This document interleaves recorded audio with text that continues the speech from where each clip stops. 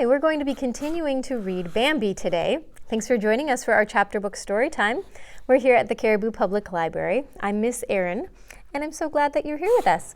So, we have our story. This is Bambi by Felix Salten and illustrated by Gerard Goodenow. All right, so here's chapter 2. In early summer, the trees stood still under the blue sky, held their limbs outstretched, and received the direct rays of the sun. On the shrubs and bushes in the undergrowth, the flowers unfolded their red, white, and yellow stars. On some, the seed pods had begun to appear again. They perched innumerable on the fine tips of the branches, tender and firm and resolute, and seemed like small clenched fists. Out of the earth came whole troops of flowers, like motley stars, so that the soil of the twilit forest floor shone with a silent, ardent, colorful gladness. Everything smelled of fresh leaves, of blossoms, of moist clods, and green wood. When morning broke, or when the sun went down, the whole woods resounded with 1,000 voices, from morning till night. The bees hummed, the wasps droned, and filled the fragrant stillness with their murmur. These were the earliest days of Bambi's life.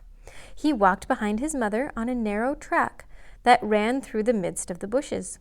How pleasant it was to walk there! The thick foliage stroked his flanks softly and bent supplely aside.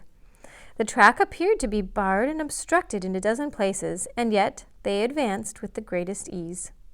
There were tracks like this everywhere, running crisscross through the whole woods. His mother knew them all, and if Bambi sometimes stopped before a bush, as if it were an impenetrable green wall, she always found where the path went through, without hesitation or searching. Bambi questioned her. He loved to ask his mother questions. It was the pleasantest thing for him to ask a question and then to hear what answer his mother would give. Bambi was never surprised that question after question should come into his mind continually and without effort. He found it perfectly natural, and it delighted him very much. It was very delightful, too, to wait expectantly until the answer came. If it turned out the way he wanted, he was satisfied. Sometimes, of course, he did not understand, but that was pleasant also because he was kept busy picturing what he had not understood in his own way. Sometimes he felt very sure that his mother was not giving him a complete answer, was intentionally not telling him all she knew. And at first, that was very pleasant too, for then there would remain in him such a lively curiosity, such suspicion, and mysteriously and joyously flashing through him, such anticipation, that he would become anxious and happy at the same time and grow silent. Once he asked, "Whom does this trail belong to, Mother?" His mother answered, "To us." Bambi asked again, "To you and me?" "Yes." "To us too?" "Yes." "Only to us two?" "No," said his mother, "to us deer." "What are deer?" Bambi asked and laughed. His mother looked at him from head to foot and laughed too. "You are a deer and I am a deer. We're both deer," she said. "Do you understand?" Bambi sprang into the air for joy. "Yes, I understand," he said. "I'm a little deer and you're a big deer, aren't you?" His mother nodded and said, "Now you see." But Bambi grew serious again. "Are there other deer besides you and me?" he asked. "Certainly," his mother said, "many of them." "Where are they?" cried Bambi.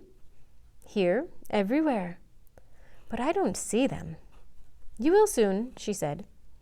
"When?" Bambi stood still, wild with curiosity. "Soon." The mother walked on quietly. Bambi followed her. He kept silent, for he was wondering what soon might mean. He came to the conclusion that soon was certainly not now, but he wasn't sure at what time soon stopped being soon and began to be a long while. Suddenly he asked, "Who made this trail?" "We," his mother answered. Bambi was astonished. "We? You and I?"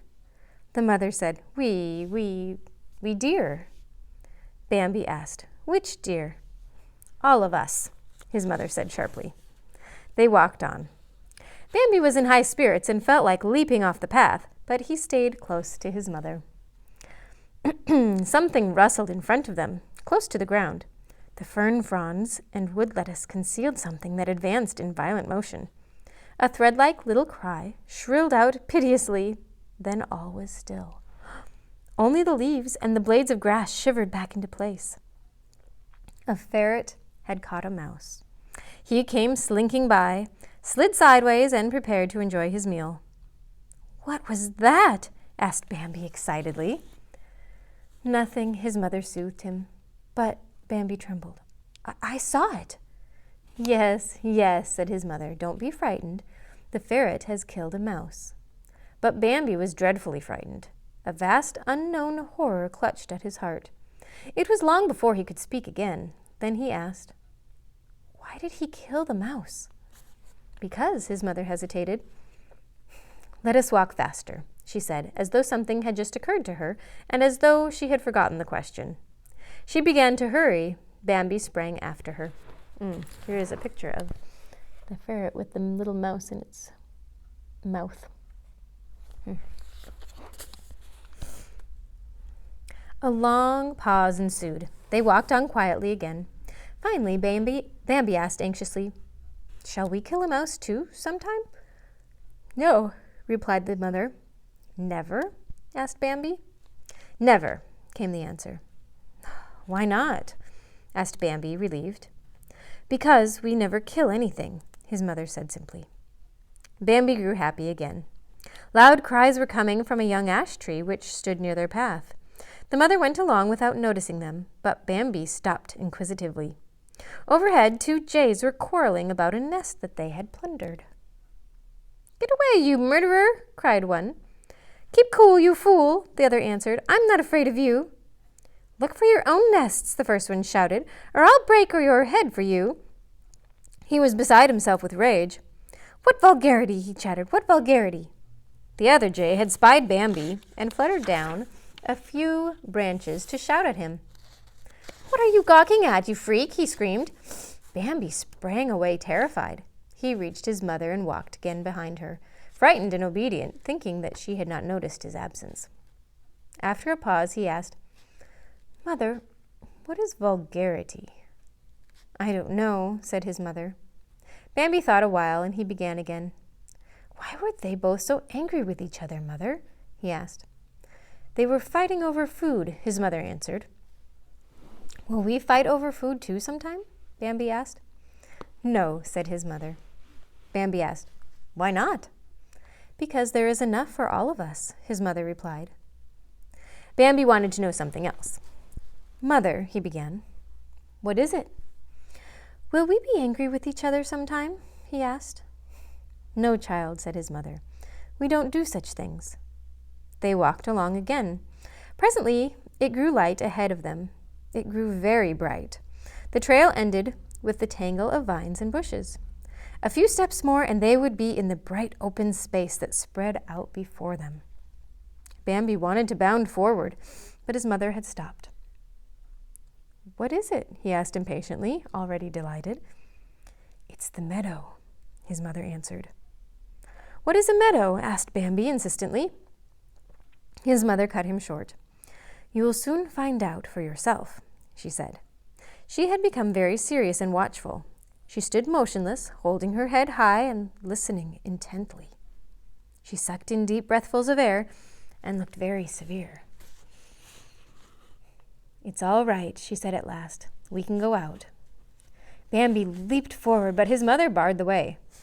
"Wait until I call you," she said. Bambi obeyed at once and stood still.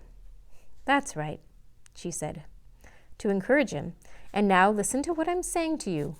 Bambi heard how seriously his mother spoke and felt terribly excited. "Walking on the meadow is not so simple," his mother went on. "It's a difficult and dangerous business. Don't ask me why. You'll find that out later on. Now do exactly as I tell you to, will you?" "Yes," Bambi promised. "Good," said his mother. "I'm going out alone first. Stay here and wait, and don't take your eyes off me for a minute. If you see me run back here, Then turn round and run as fast as you can. I will catch up with you." She grew silent and seemed to be thinking. Then she went on earnestly. "Run anyway, as fast as your legs will carry you. Run even if something should happen, even if you should see me fall to the ground. Don't think of me, do you understand? No matter what you see or hear, start running right away and just as fast as you possibly can. Can you promise me to do that?" "Yes," said Bambi softly. His mother spoke so seriously. She went on speaking. "Out there, if I should call you," she said, "there must be no looking around and no questions, but you must get behind me instantly. Understand that. Run without pausing or stopping to think. If I begin to run, that means for you to run too. No stopping until we are back here again. You won't forget, will you?" "No," said Bambi in a troubled voice. "Now I'm going ahead," said his mother, and seemed to be calmer. She walked out. Bambi, who never took his eyes off of her, saw how she moved forward with slow, cautious steps. He stood there full of expectancy, full of fear and curiosity. He saw how his mother listened in all directions, saw her shrink together and shrank together himself, ready to leap back into the thickets. Then his mother grew calm again. She stretched herself. Then she looked around satisfied and called, "Come." Bambi bounded out. Joy seized him with such tremendous force that he forgot his worries in a flash. Through the thicket he could see only the green treetops overhead. Once in a while he caught a glimpse of a blue sky. Now he saw the whole heaven stretching far and wide, and he rejoiced without knowing why. In the forest he had seen only a stray sunbeam now and then, or the tender, dappling light that played through the branches. Suddenly he was standing in the blinding hot sunlight, whose boundless power was beaming upon him. He stood in the splendid warmth that made him shut his eyes, but which opened his heart. Bambi was as though bewitched. He was completely beside himself with pleasure. He was simply wild. He leapt into the air 3, 4, 5 times. He had to do it. He felt a terrible desire to leap and jump. He stretched his young limbs joyfully. His breath came deeply and easily. He drank in the air. The sweet smell of the meadow made him so wildly happy that he had to leap into the air. Well, that's where we're going to stop for today. So we'll continue on next time. Thanks again for joining us, and we will see you then.